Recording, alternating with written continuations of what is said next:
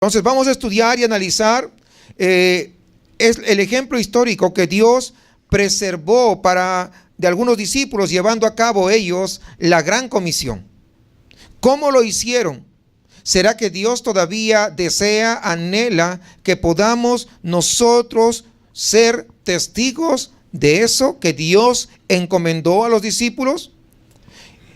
Definitivamente en cada capítulo que vamos a ir avanzando habrá mucho de qué aprender y mucho que aplicar a nuestras vidas, porque algo importante, no solamente basta aprender, sino aplicar lo que nosotros aprendemos.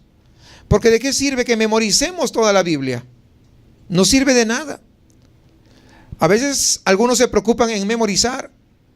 Algunos hacen ejercicios para poder leer de repente un capítulo diario de la Biblia. Otros hacen planes de lectura para leerlo en todo un año. Pero es importante la lectura, pero más importante es obedecer lo que se está leyendo, lo que se está aprendiendo.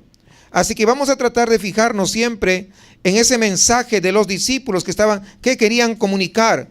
¿Cuál era ese método que ellos usaban para poder hacer llegar el mensaje a los necesitados? Definitivamente, si nosotros queremos aprender de sus hechos, es para que nosotros podamos someternos al igual que ellos se sometieron a Dios. ¿O no es verdad? Porque si no, ¿de qué serviría? Por algo es que Dios queda registrado aquí qué hicieron los discípulos con lo que Él les mandó. Recuerde lo que vimos en el estudio anterior. La sumisión es la clave de todo. La sumisión es la clave para agradar a Dios. Usted está acá de alguna manera es porque quiere agradar a Dios, ¿o no? ¿Cuántos esperan agradar a Dios? Pues entonces, para poder agradar a Dios, lo importante es la sumisión. ¿Por qué no vemos hoy en día ese poder y esos mismos resultados que en el libro de los Hechos? Tal vez Dios, ¿será que cambió de parecer? Tal vez, ¿será que algo hay en nosotros que de repente no está permitiendo que eso ocurra? Porque dice Primera de Juan, capítulo 3, versículo 22. Y cualquier cosa que pidiéramos la recibiremos de Él, porque guardamos sus mandamientos y hacemos las cosas que son agradables delante de Él. Y cualquier cosa que pidiéramos lo recibiremos de Él, porque guardamos, es decir, porque obedecemos sus mandamientos y hacemos las cosas que son agradables delante de Él. Entonces aquí podría estar la clave, el por qué ahora no se ven algunas de las cosas que se veían en la iglesia primitiva. Porque tal vez no se está obedeciendo sus mandamientos. Ahí está. Dice, y cualquier cosa que pidiéramos la recibiremos de Él. ¿Por qué? Como consecuencia que guardamos sus mandamientos y hacemos las cosas que son agradables delante de Él. Fíjese, dos cosas que hay importantes: obedecer los mandamientos y hacer las cosas que son agradables ante Dios. Entonces tal vez algo de esto puede estar pasando. Si nosotros no recibimos las cosas que pedimos a Dios, tal vez deberíamos hacernos un autoexamen a nuestra vida. Examinarnos a nosotros mismos para ver si verdaderamente estamos guardando, estamos obedeciendo sus mandamientos y estamos nosotros haciendo las cosas que a Dios le agrada. A veces hay pequeñas cosas que rompen de alguna manera, que impiden la comunión con Dios y echan a perder todo lo que a veces lo bueno que nosotros hacemos. Por eso tenemos que cuidarnos en todas las áreas, en todos los aspectos. En otras palabras, si queremos pedirle a Dios un avivamiento, como vemos aquí en el libro de los Hechos, nosotros todos, sin excepción, debemos someternos a la voluntad de Dios, como hicieron ellos en la iglesia apostólica. Todos se sometieron a la voluntad de Dios, a las ordenanzas del Señor. Mucho de lo que viene se trata de ¿qué? De sumisión. Es decir, un compromiso radical con el Señor Jesucristo. Pero eso no quiere el hombre normalmente. El hombre quiere una religión. El hombre quiere un compromiso, pero de acuerdo a su propia conveniencia. No quiere un compromiso genuino y real con Dios.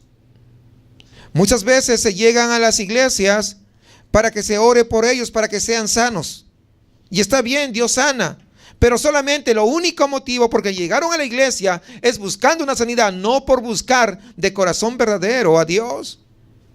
Otras veces llegan a la iglesia para que se ayude económicamente. Pues no, a veces no se puede, pero el único motivo por el que llegan a la iglesia es para que se les ayude económicamente. Y si no le ayudas, ¿qué pasa? Y eso que dicen que son cristianos y tienen amor. O sea, para eso sí son buenos. O sea, no llegan realmente como un compromiso radical en el Señor Jesucristo. ¿Se dan cuenta que hay una gran diferencia? En el libro de los Hechos, nuestros hermanos de la iglesia primitiva, ellos eran radicales. Tan radicales eran que estaban dispuestos a dar su vida por la causa de Cristo. Tan radicales eran que ellos estaban dispuestos a que los llevaran y los expusieran allí en el Coliseo de Roma. Tan radicales eran que estaban dispuestos a enfrentarse a las fieras y aún a entregar su vida. Tan radicales eran que estaban dispuestos a que lo quemaran en una hoguera y ellos pudieran entregar su vida glorificando a Dios, no pidiendo nada a cambio. Ahora no vivimos nada de eso, pero aún en medio de eso Dios quiere que seamos radicales, de tal manera que podamos ser diferentes a lo que el mundo está ofreciendo. ¿Eres o no eres? Así de sencillo. Así que antes de entrar a estos detalles de este capítulo, es importante que nosotros sepamos dos cosas. Y aunque sea un poco difícil de entender, espero que podamos, con la ayuda del Espíritu Santo, llegar a comprender. ¿Qué saben los apóstoles acá, empezando acá en Hechos capítulo 1? Bueno, ellos saben bastante realmente. Ellos saben mucho sobre el plan de Dios y el cumplimiento de las profecías. Recuerden que ellos, los discípulos, recibieron una clase súper intensiva y sobrenatural de la Escritura. Pasaron 3 años con el maestro. 365 días por 3 años son 1095 días. Por 24 horas son 26,280 horas que pasaron juntamente en 3 años con el maestro. Es lo que pasaron. Imagínese usted. Si viene las 3 veces a la semana, pasa 6 horas. En un mes son 24. En un año son 288 horas. Para poder llegar sin faltar, todos los días que tenemos servicio, si no faltara, para poder llegar a tener la capacidad o ¿cómo se dice? La comunión que tenían los discípulos, que estuvieron con el maestro 26,280 horas. ¿Sabe cuántos años tendríamos que venir así? 91 años aproximadamente. Y si falta, pues imagínese, si solamente viene domingos, no, pues ya se moló, no va a alcanzar su vida para llegar ahí. Ahora, ¿qué es lo que sucede? No solamente fue intensiva esa clase, sino que fue además sobrenatural. Porque era Dios mismo enseñándoles a ellos. Así que Él incluso nos dice ahí en Lucas 24:45 que fue el que abrió el entendimiento para que comprendiesen las Escrituras. Dice, entonces les abrió el entendimiento para que comprendiesen las Escrituras. Ahí está. Ahora, ya sabemos qué saben los apóstoles, pero ¿qué no saben los apóstoles ahí en Hechos 1? Un poquito para poder entrar en contexto. Ellos no saben, por ejemplo, nada en absoluto en cuanto a la iglesia, al cuerpo de Cristo, como lo conocemos el día de hoy nosotros. Es decir, el conjunto de todos aquellos que somos nacidos de nuevo. ¿Sí entendemos eso, verdad? La palabra iglesia en la Escritura se refiere varias veces a un grupo de personas, como una asamblea. Sin embargo, nosotros no estamos hablando de esta definición, porque desde ya en esos tiempos había muchos grupos de creyentes reuniéndose exactamente como los apóstoles, ahí en Hechos 1. Lo que tenemos que entender es que la doctrina de la iglesia, el cuerpo de Cristo, como nosotros ya lo hemos estudiado, no se reveló hasta que Dios se lo dio al apóstol Pablo. la existencia de un nuevo cuerpo hecho, en el cual comprendían tanto judíos como gentiles, todos nacidos de nuevo, nuevas criaturas, no se dio a conocer hasta en Efesios capítulo 3, versículo 1 al 7. Fíjese lo que dice: por esta causa, yo, Pablo, prisionero de Cristo Jesús, por vosotros los gentiles, si es que habéis oído de la administración de la gracia de Dios que me fue dada para con vosotros, que por revelación me fue declarado el misterio. Un misterio, es decir, no se conocía. Como antes lo he escrito brevemente, leyendo lo cual podéis entender cuál sea mi conocimiento en el misterio de Cristo, misterio que en otras generaciones no se dio a conocer a los hijos de los hombres, como ahora es revelado a sus santos apóstoles y profetas por el Espíritu, que los gentiles son coherederos y miembros del mismo cuerpo. Fíjese, ahí está, recién Pablo está hablando, ahí está hablando de la iglesia como tal. Y copartícipes de las promesas en Cristo Jesús por medio del Evangelio, del cual yo fui hecho ministro por el don de la gracia de Dios que me ha sido dado según la operación de su poder. Es decir, recién aquí en Efesios nosotros vemos que es revelado a Pablo este misterio. ¿Por qué misterio? Porque nadie sabía, los judíos no conocían este misterio, estaba oculto, pero le fue revelado a Pablo que los gentiles, nosotros, usted y yo, íbamos a ser coherederos de ese cuerpo. Es decir, una iglesia conformada por judíos y por gentiles.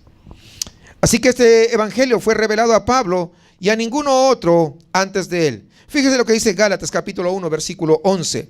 Mas os hago saber, hermanos, que el evangelio anunciado por mí no es según hombre, pues yo ni lo recibí ni lo aprendí de hombre alguno, sino por revelación de Jesucristo. Es decir, directamente le vino a él.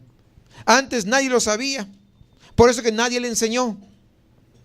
Recién vino a él. Estas dos cosas que acabo de mencionar entonces son esenciales, porque si no la entendemos, amados hermanos, vamos a entrar a tergiversar el libro de los Hechos, simplemente porque no sabemos qué es lo que está pasando. De ahí que estoy haciendo todo esto para entrar en el contexto de lo que vamos a desarrollar. En la primera parte del libro de los Hechos vemos el segundo ofrecimiento del reino hecho por los apóstoles, donde presentan allá los líderes de la nación de Israel. Y vamos a ver, primero, el primer ofrecimiento lo hizo ¿quién? Cristo. Cristo fue y le ofreció a los judíos. ¿Qué pasó con los judíos? Lo rechazaron. Mateo capítulo 4, versículo 17, para que me entiendan un poquito más. Fíjense. Desde entonces comenzó Jesús a predicar y a decir: arrepentímonos, porque el reino de los cielos se ha acercado. ¿Qué sucedió? ¿Qué pasó cuando Jesús estaba dándoles la primera gran oportunidad? ¿Lo aceptaron? ¿Alguien lo aceptó? Pues no lo aceptaron. Dice Juan capítulo 19 versículo 15, pero ellos gritaron: fuera, fuera, crucificadle. Fíjense, les ofreció y no aceptaron, al contrario, rechazaron. Pilato les dijo: ¿a vuestro rey he de crucificar? Respondieron los principales sacerdotes: no tenemos más rey que César. Fíjense hasta dónde había llegado ese desconocimiento espiritual. Estaban muertos espiritualmente, por eso que no reconocían a Jesucristo como el rey, como el Mesías que estaban esperando. Sin embargo, a pesar que fue rechazado, recuerdan ustedes, allí en la cruz, Cristo pide perdón por todo lo que le hicieron.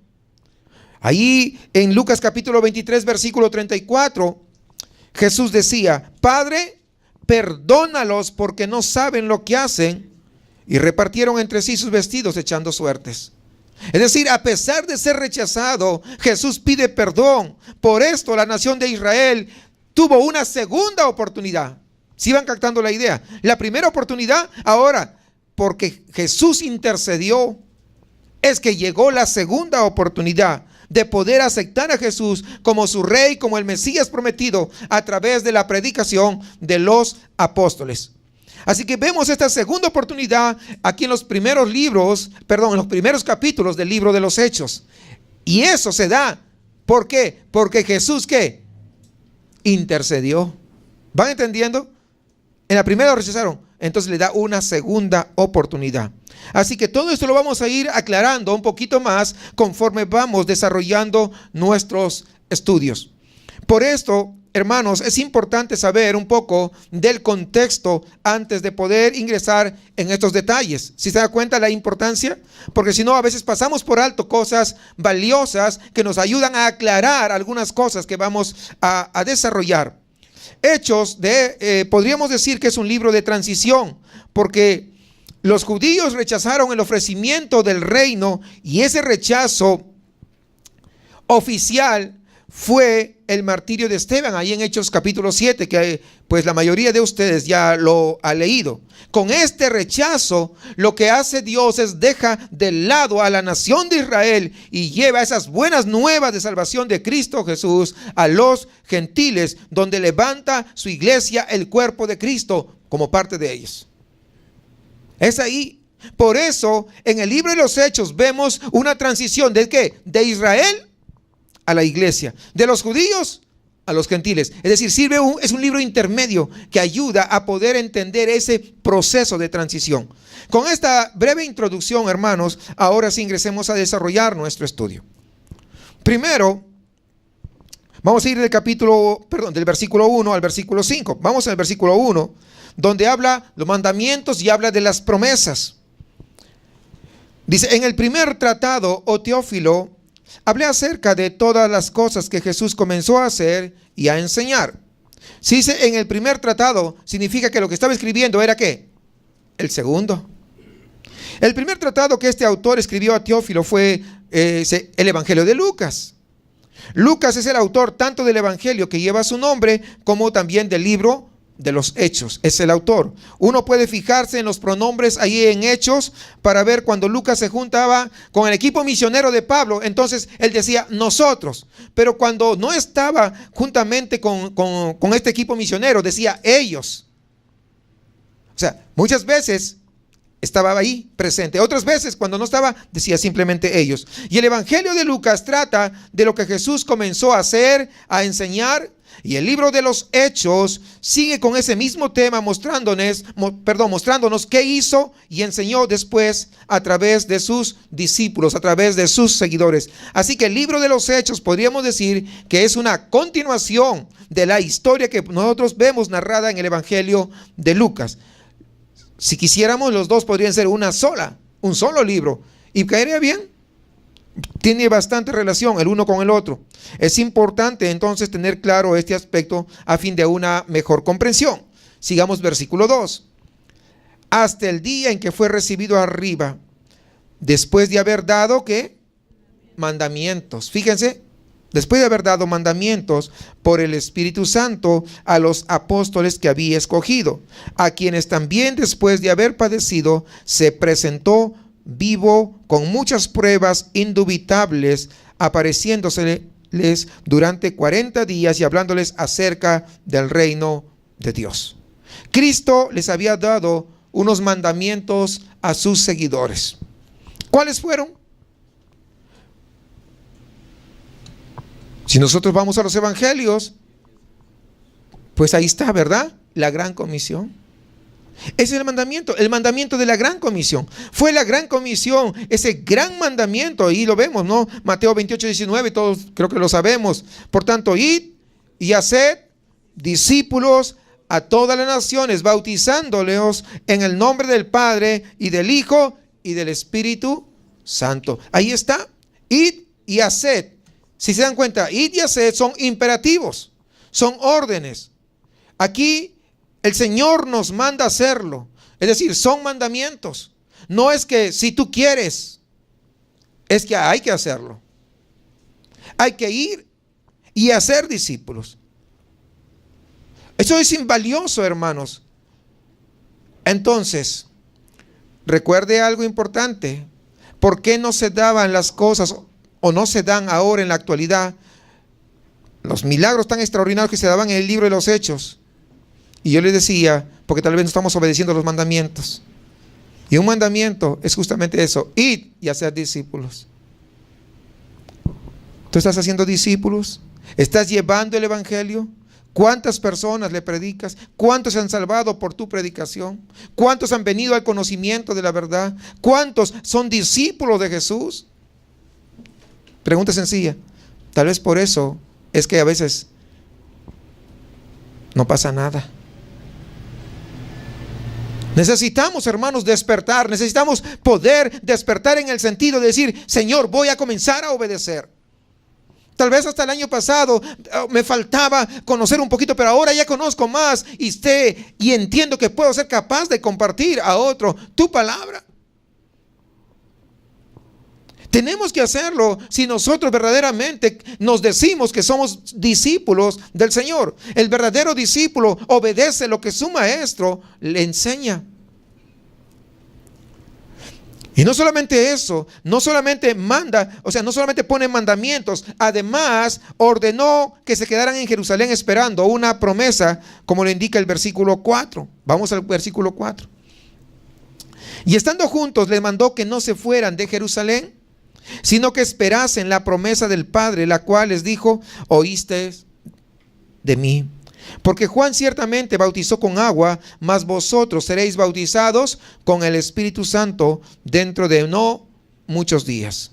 Cristo les había dado una promesa a sus seguidores, un mandamiento, pero también promesas.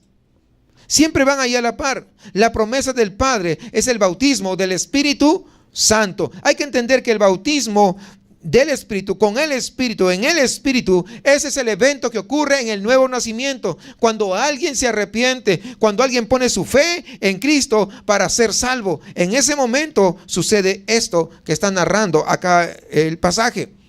Todos los cristianos, sin excepción, que son salvos verdaderamente, han recibido este bautismo. No es ninguna segunda bendición. No. Algunos creen que no, viene después. No, viene lo que dice 1 Corintios capítulo 12, versículo 13.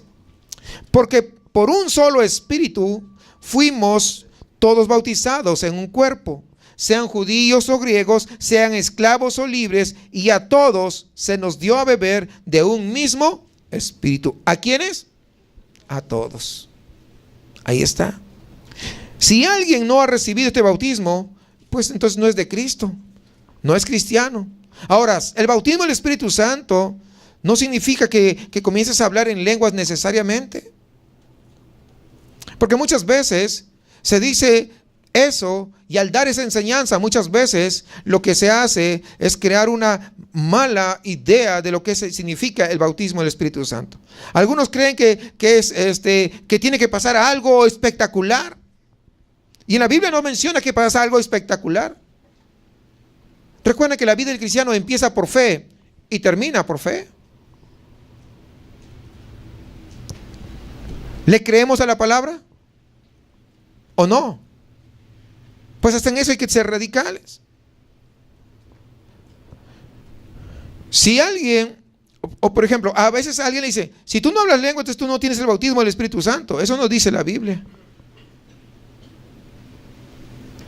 Romanos 8:9 dice: mas vosotros no vivís según la carne, sino según el Espíritu. Si es que el Espíritu de Dios mora en vosotros. Y si alguno no tiene el Espíritu de Cristo, no es de él. Por eso le digo, si alguien no fue bautizado en el Espíritu, pues tal vez hay que examinarse, hay que recapitular, y a veces hay que arrepentirse de su anterior arrepentimiento, porque de repente no fue verdadero.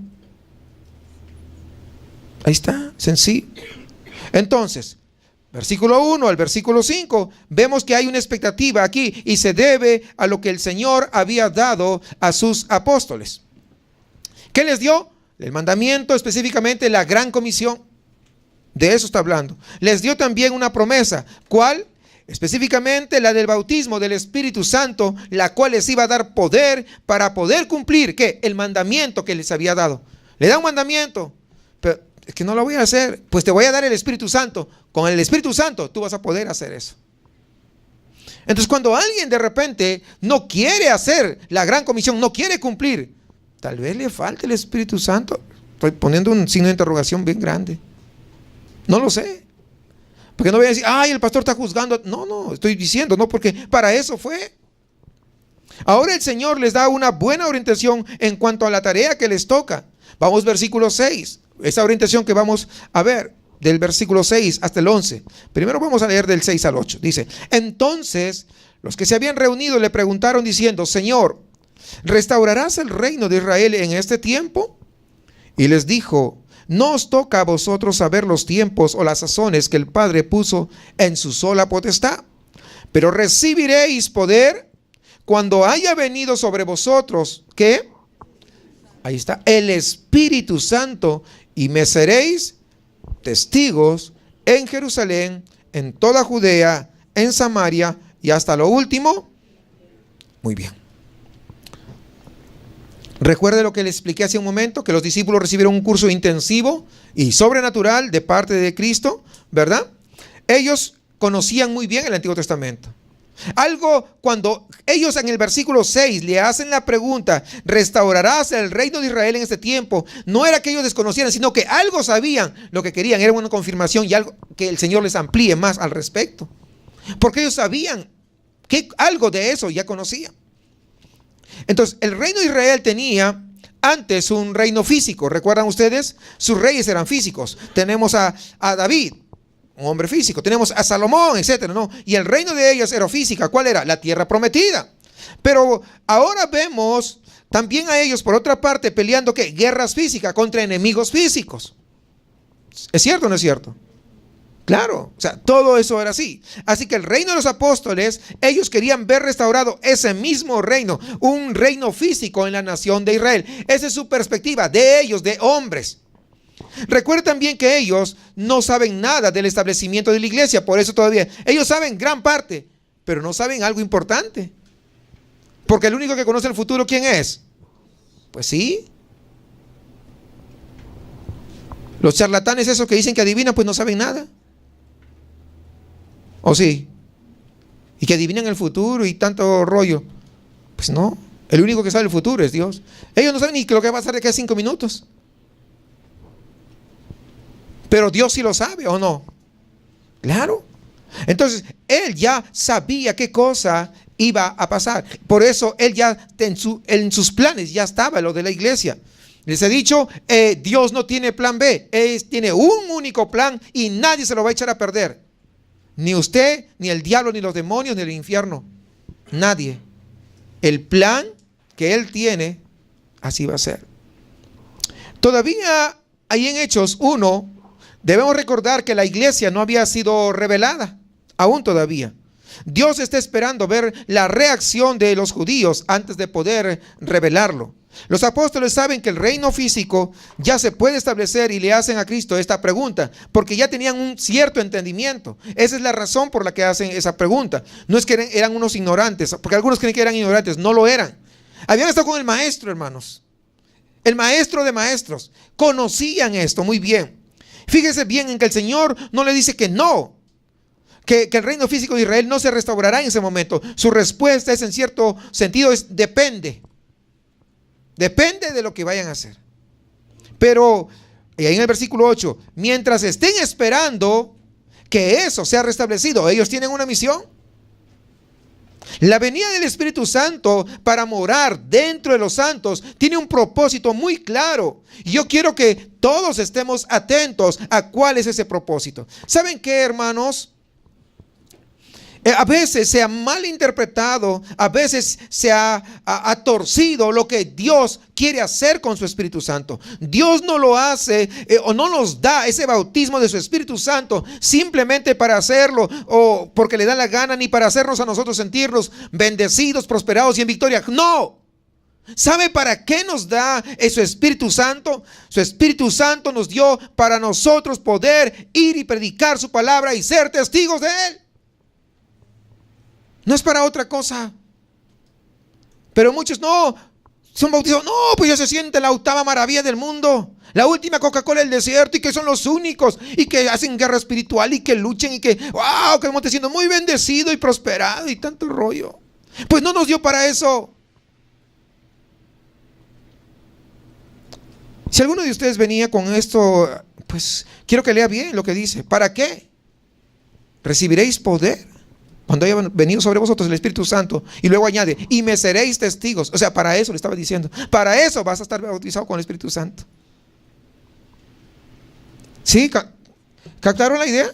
¿Está clara o no? Entonces, la presencia del Espíritu Santo en un creyente va a resultar en poder. ¿Para qué? Para ser testigo. El poder del Espíritu en un creyente, hermanos, se manifiesta principalmente en denuedo, en ser intrépido, en no amilanarse para poder hablar, para poder predicar, para presentar el Evangelio. Y aún para aquellas personas que de repente amamos y que sabemos que no están en lo correcto, poder hablarles con denuedo. En otra oportunidad le puse un ejemplo. Si usted ve que su familia está en una casa y esa casa comienza a incendiarse, yo pregunto, ¿cómo usted hace para sacar a su familia? Le dice, hey, por favor, sal, mira que hay un tremendo incendio afuera. ¿Le dice eso? ¿Así es que obra? ¿Qué hace? Saca fuerzas de donde no tiene. Y es posible que esté enfermo, pero no le interesa. Agarra piedras, yo que sé, tumba la pared, tumba lo que sea, la puerta. ¿O no es verdad? Para salvarlo a su familia. ¿Y cómo no hace eso? No hay denuedo para su familia que se va camino al infierno. Porque aquel que no es hijo de Dios, aquel que no se arrepintió, aunque venga a la iglesia, va camino al infierno. Y a veces no tenemos ese denuedo, pero cuando uno tiene el Espíritu Santo, uno tiene esas ganas y no para. Porque a veces, muchas veces nuestra familia va a una iglesia que se dice cristiana, pero va camino al infierno, con pastor y todo. Porque algunos dicen que los pastores son buenos. ¿Quién dijo? Si no se apega a la palabra, no lo es. Porque hay muchos falsos también, que lo que buscan es dinero nada más.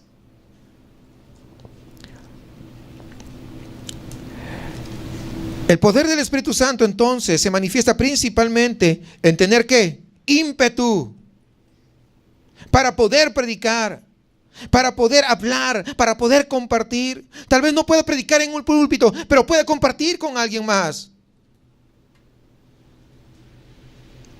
¿Sí? ¿Estamos claros en eso?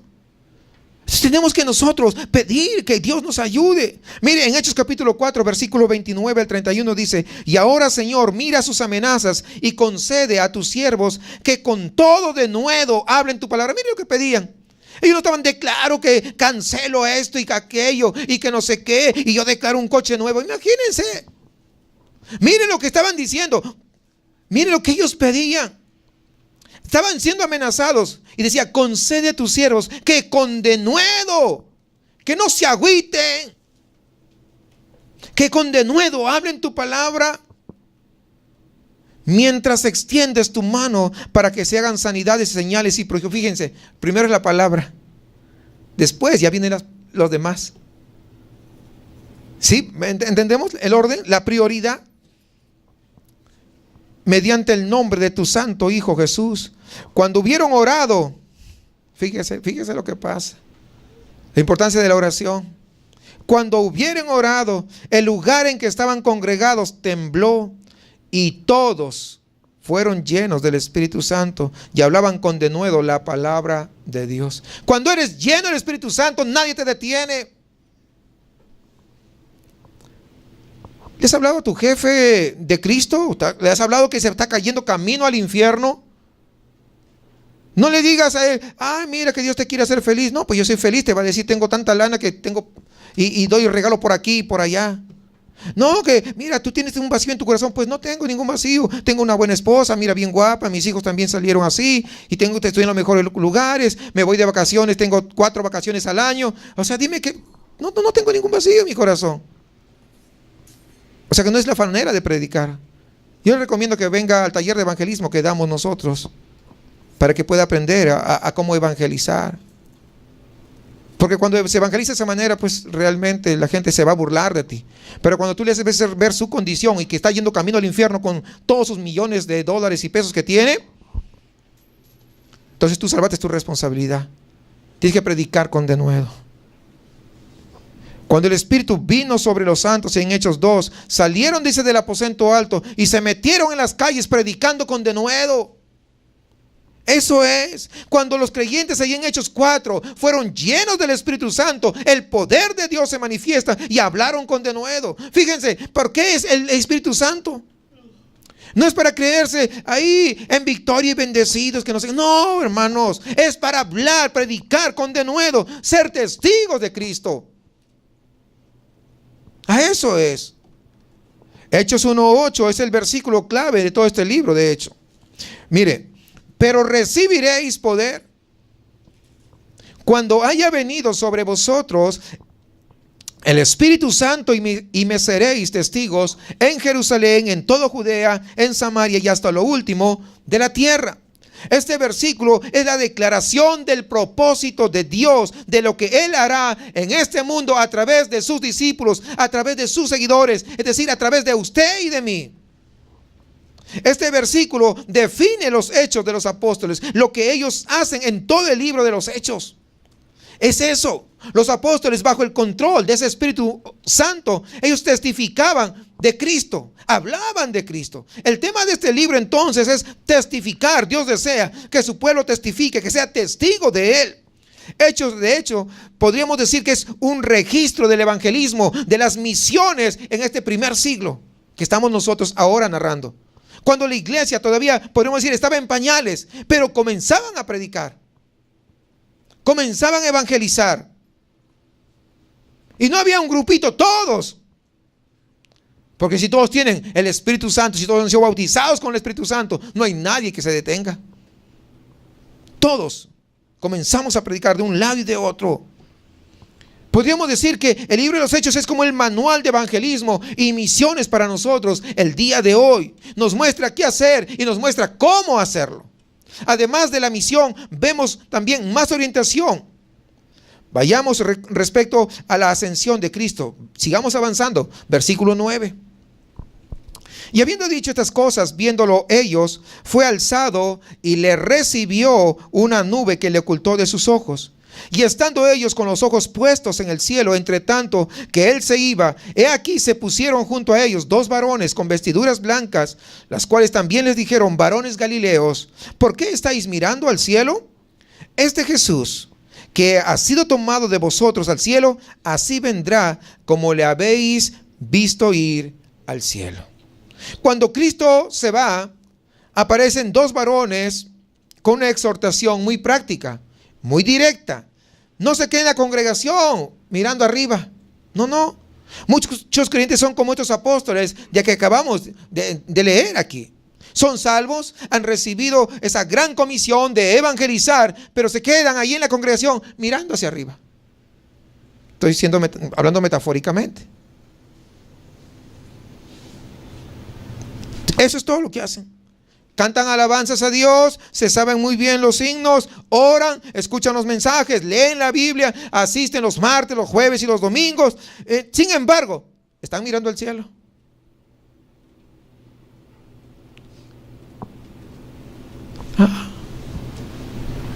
Se quedan ahí, boca abierta, mirando al cielo. Y no hacen nada por cumplir la gran comisión. Cuando hay un mandamiento muy claro, es demasiado claro. El mensaje de estos dos testigos es una exhortación directa, incluso para nosotros el día de hoy. No se quede en la congregación mirando arriba. Vaya y haga la obra de testificar, porque para eso recibiste el Espíritu Santo. Para eso es que Dios te salvó. Para eso. El tiempo es corto, el mensaje es urgente y la necesidad lo tienes al frente de tu casa. Aún dentro de tu casa, en tu familia. Pero prefieres callar. Y algunos dicen: es que quiero llevar la fiesta en paz.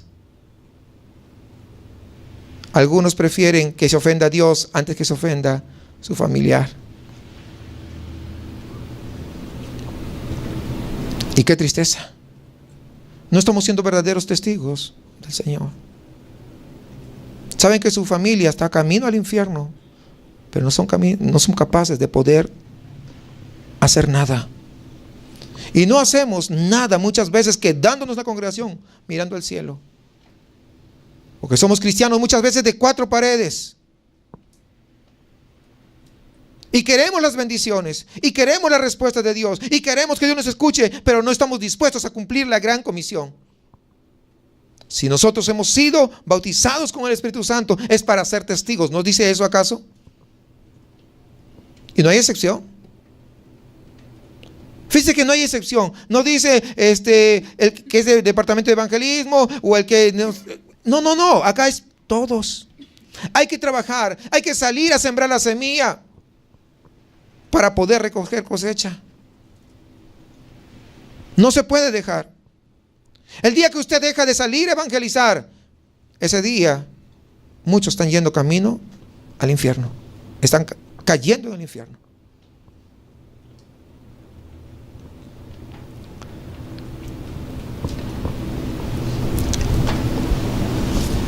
Hace un tiempo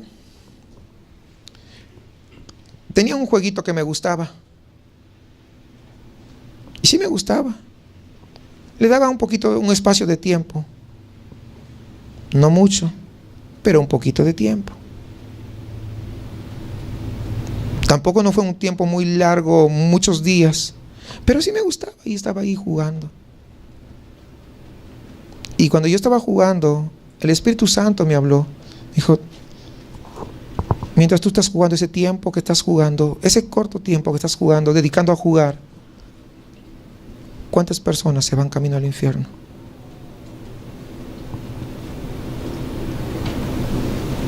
No, hombre, de inmediato borré, le pedí perdón al Señor, no sabía qué hacer. Caí de rodillas, lloraba y le decía, Señor, tienes razón, perdóname. Perdóname. Perdóname. No sabía cómo decirle. Perdóname, lo único que decía, perdóname, Señor, perdóname. Y borré de inmediato el juego, lo desinstalé, todo de inmediato. Y algunos de ustedes tal vez digan, pero qué exagerado. O sea, yo no era un vicioso. Pero ese poquito de tiempo que yo dedicaba a ese juego, pude dedicarlo a preparar otro material, a hacer otras cosas que sean espirituales.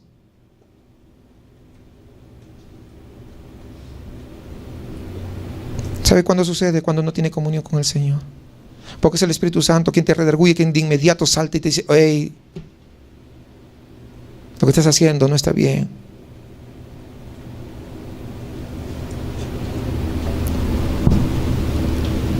Y cuando no tenemos esa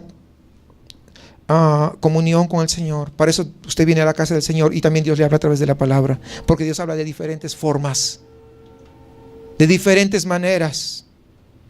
¿En qué estás distrayendo tiempo que no le estás dando tiempo para poder ser testigo del Señor?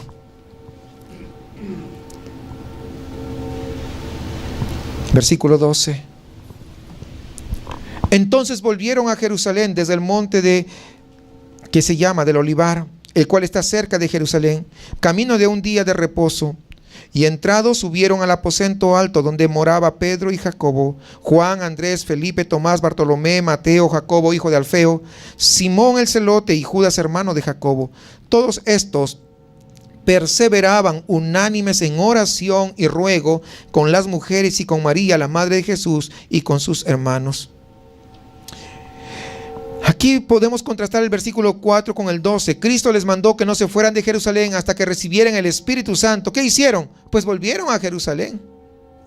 Aún con toda esa expectativa de esos días, lo que había pasado, ellos se sometieron tranquilos a la voluntad de Dios. Sí, vamos entendiendo ahí.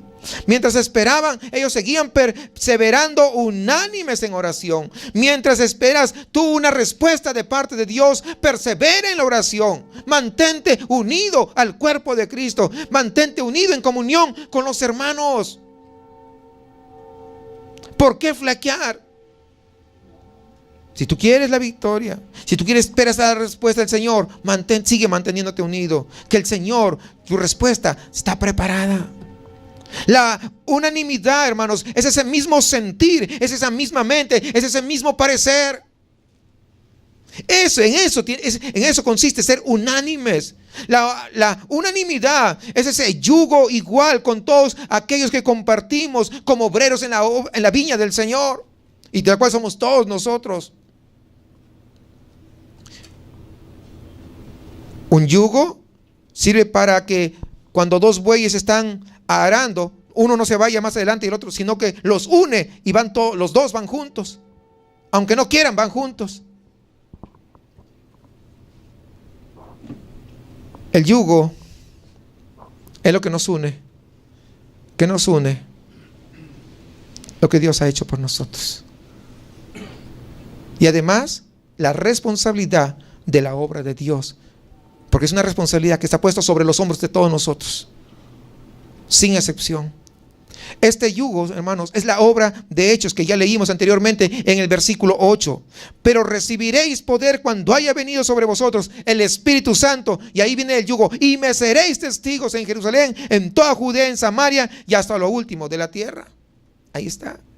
Todos los 120 creyentes dice que estaban unánimes porque todos estaban al 100% comprometidos con esa misión de testificar y hacer discípulos de Cristo. Si nosotros tenemos que esperar a Dios, tenemos que orar unánimemente como iglesia. Los días que tenemos oración, lleguemos a orar unánimemente con otros. No lleguemos a destiempo, lleguemos a tiempo. Todos juntos, unánimes. Pero en ese proceso también hay una enseñanza que el Señor quiere darnos ahí en el versículo 15 al 20. De hecho, ese está el 26, pero leamos esto primero. En aquellos días, Pedro se levantó en medio de los hermanos y los reunidos eran como 120 en número y dijo: varones, hermanos, era necesario que se cumpliese la escritura en que el Espíritu Santo habló antes por boca de David acerca de Judas, que fue guía de los que prendieron a Jesús, y era contado con nosotros y tenía parte en este ministerio. Mire, este Judas tenía parte en el ministerio. Es decir, el hecho de que alguien tenga un ministerio no significa que sea un verdadero hijo de Dios. Puede haber Judas también por ahí. Ahí está. Este pues, con el salario de su iniquidad adquirió un campo y cayendo de cabeza se reventó por la mitad y todas sus entrañas se derramaron. Y fue notorio a todos los habitantes de Jerusalén, de tal manera que aquel campo se llama en su propia lengua Acéldama, que quiere decir campo de sangre, porque está escrito en el libro de los Salmos: sea hecha desierta su habitación y no haya quien more en ella y tome otro su oficio. ¿Sí entiende? Palabra profética. Y Pedro se la sabía. ¿Se da cuenta que sí sabían la palabra? ¿Conocían muy bien la palabra? Pues qué maestro que habían tenido. O sea, sabían bastante bien. Es decir, Pedro, él tenía claro lo que tenía que hacerse. Tome otro su oficio. Es decir, alguien tiene que reemplazar a ese. Ya estaba profetizado. Pero entonces era necesario reemplazar a Judas. ¿Por qué? Porque los apóstoles eran 12. De hecho, cuando Jesús, ahí en su ministerio, ahí en Mateo capítulo 19, versículo 18, dice lo siguiente: y Jesús les dijo: de cierto os digo que en la regeneración, cuando el Hijo del Hombre se siente en el trono de su gloria, vosotros que me habéis seguido, también os sentaréis sobre 12 tronos para juzgar a las 12 tribus de Israel. Entonces, había una necesidad. Tenían que ser 12.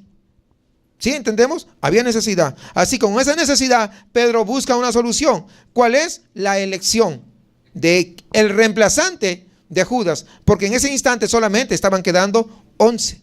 Porque Judas se había suicidado. ¿Sí? ¿Estamos claros? Ok, vamos a ver. Versículo 21. Es necesario, pues, que de estos hombres que han estado juntos con nosotros todo el tiempo que el Señor Jesús entraba y salía entre nosotros. Fíjense las condiciones de quien iban a elegir. Que tenía que haber estado juntos todo el tiempo que el Señor Jesús entraba y salía entre nosotros. Una condición que tenía que cumplir aquel que iba a ser reemplazante. Comenzando desde el bautismo de Juan hasta el día que de entre nosotros fue recibido arriba. Uno de ellos se ha hecho testigo con nosotros de su resurrección. Y señalaron a 2, a José llamado Barsabás, que tenía por sobrenombre Justo, y a Matías, 2 candidatos. Cumplían las condiciones que habían estado durante todo el ministerio de Jesús. Esas son las condiciones. ¿Sí está claro las condiciones? Entonces ahora imagínense muchos que se levantan como apóstoles. Pues compárelos si estuvieron ahí presentes. Pues no. Entonces ya no hay apóstoles. Desde el punto de vista bíblico. Si quieren torcer, ya es otra cosa, ¿verdad? Pero desde el punto de vista bíblico hay condiciones que se tienen que cumplir para poder ser apóstoles. Entonces aquí sigamos. Y orando dijeron: tú, Señor, que conoces los corazones de todos, muestra cuál de estos 2 has escogido, para que tome la parte de este ministerio y apostolado de que cayó Judas por transgresión, para irse a su propio lugar. Y les echaron suertes, y la suerte cayó sobre Matías, y fue contado con los 11 apóstoles. Matías fue el sucesor, ¿verdad? El que reemplazó a Judas. Dios escogió a Matías para poder reemplazar a Judas. Echan suertes, ¿por qué? Porque era una costumbre. En el Antiguo Testamento dice, es la forma en que Dios guiaba a tomar decisiones. O sea, eso no era algo nuevo. Esa era la forma como ellos se dejaban guiar. Ahora, recordemos lo que dice Proverbios 16:33. La suerte se echa en el regazo, mas de Jehová es la decisión de ella. Es Dios quien da, quien toma la decisión. Es Dios quien decide. ¿Estamos claros hasta ahí? Entonces, los 12 apóstoles, ¿para qué los escogió Dios? Los escogió para que sean testigos de Él. Eso lo vemos hace un momento que cuando leíamos. Ahora, tenemos que entender que el tema central del libro de los Hechos tiene que ver ¿con qué? Con la sumisión, con la obediencia a lo que Dios estaba mandando.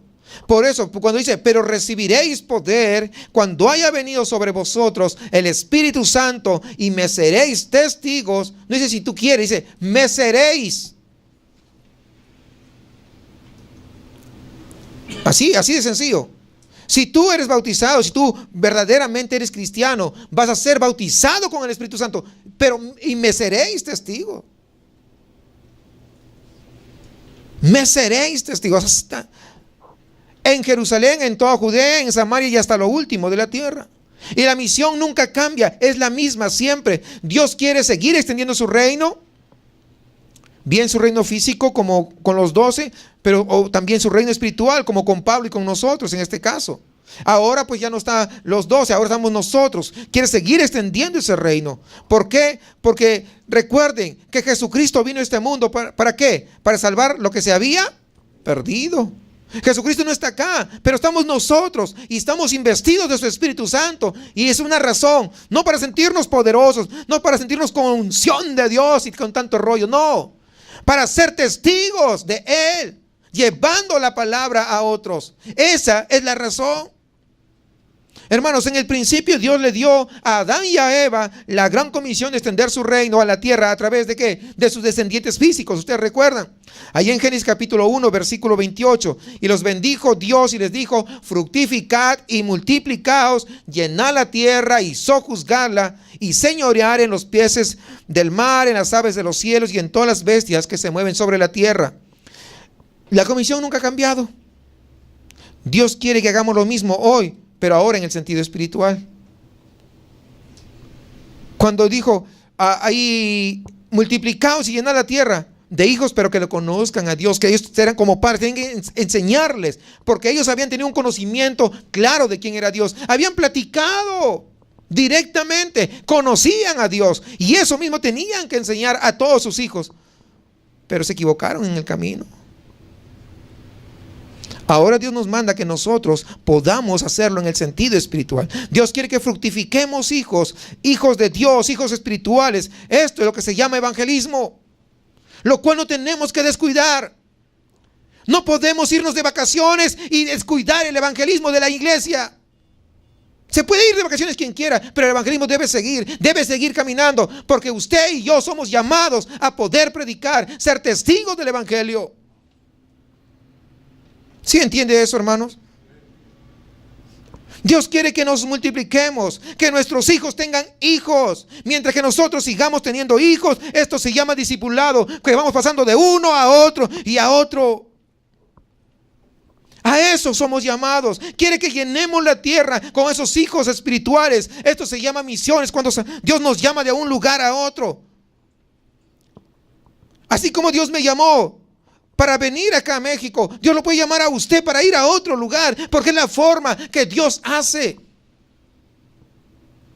Hay misiones locales también, desde luego. No todos son misiones extranjeras.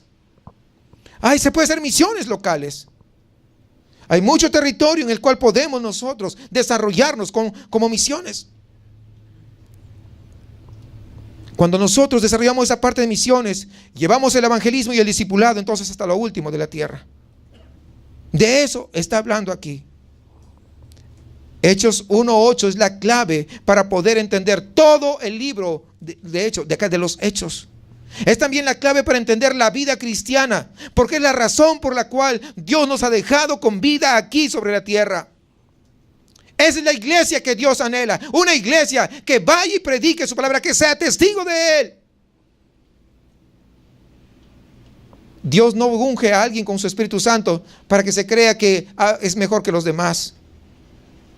Porque he tenido no es la suerte, he tenido esas experiencias y malas hasta cierto punto, porque a veces alguien habla 4 lenguas y ya comienza a señalar a todos que todos son pecadores y que es la única santa o el único santo, como si para eso nos hubiera dado Dios. Hay mucho más, cosas más importantes que eso. Recordemos, hermanos, entonces que la gran comisión que Cristo nos dio es un mandamiento, no es una opción, no es opcional, es lo que el Señor espera de cada uno de sus seguidores. Es lo que Él anhela de la iglesia triunfante. Es lo que anhela de la iglesia que ha sido salva y redimida por la sangre de Cristo Jesús.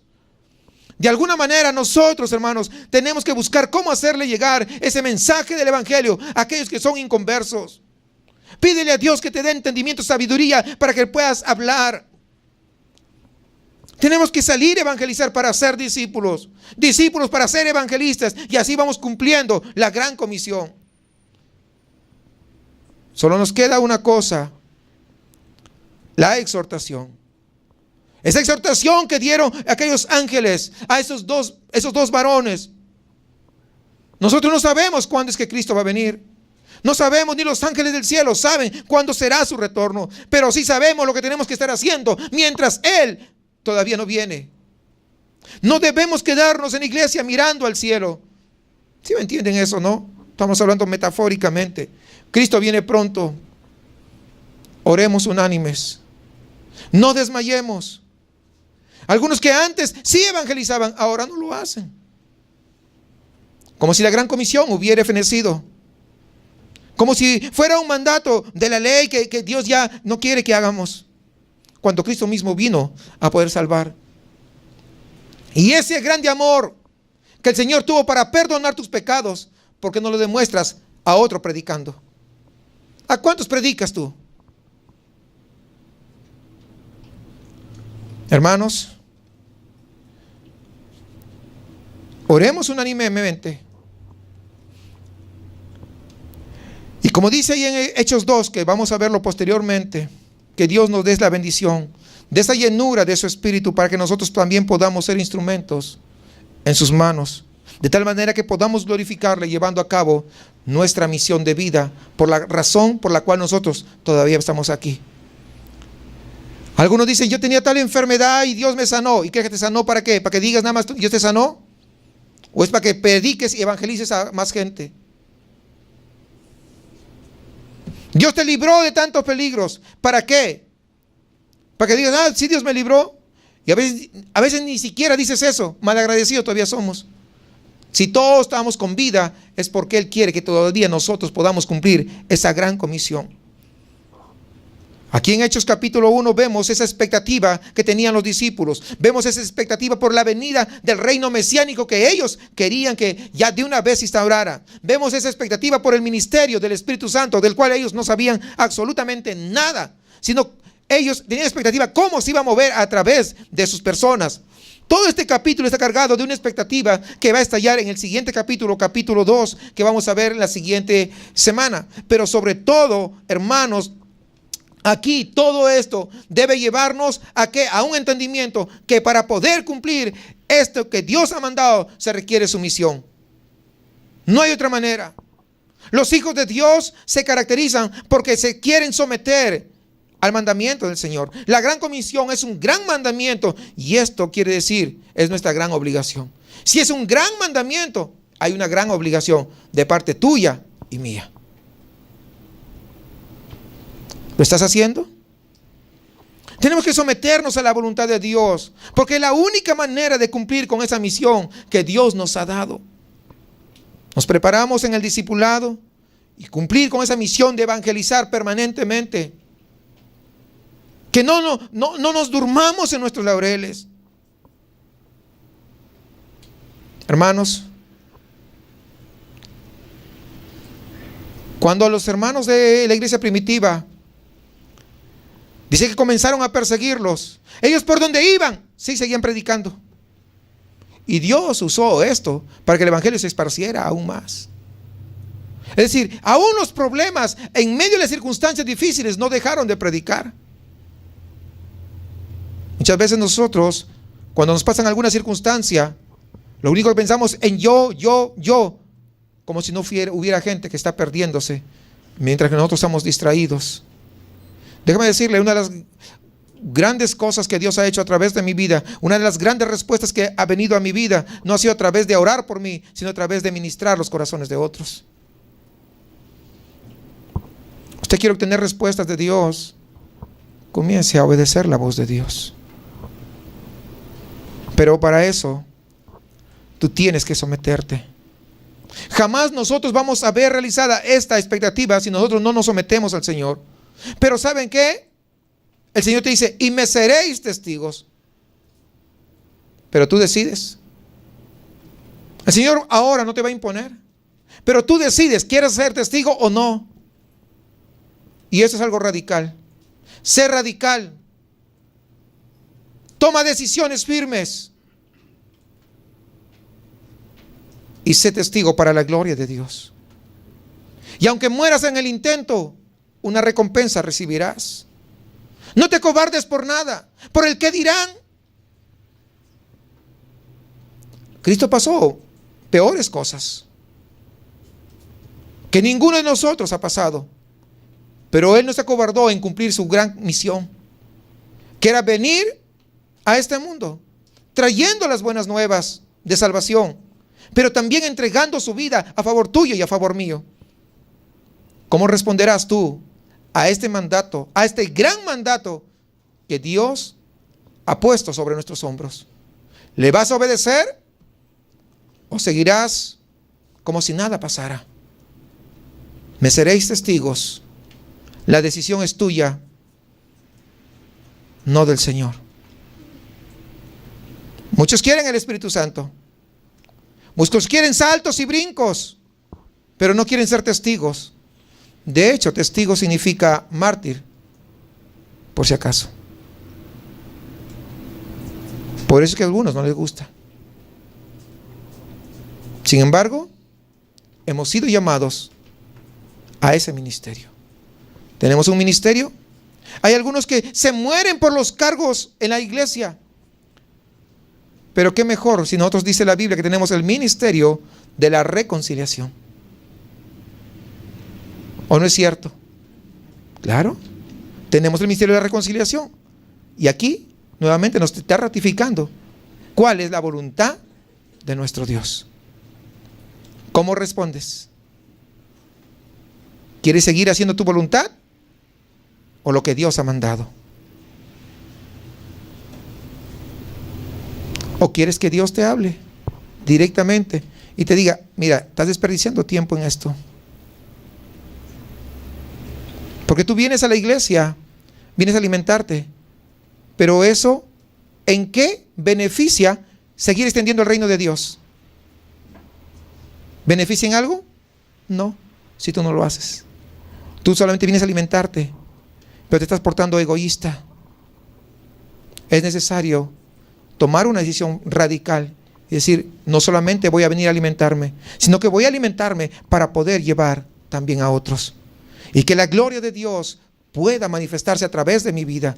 Que su presencia, su Espíritu Santo pueda descender, no solamente para sentirme bendecido y en victoria, sino para ser testigos de la gloria de Dios.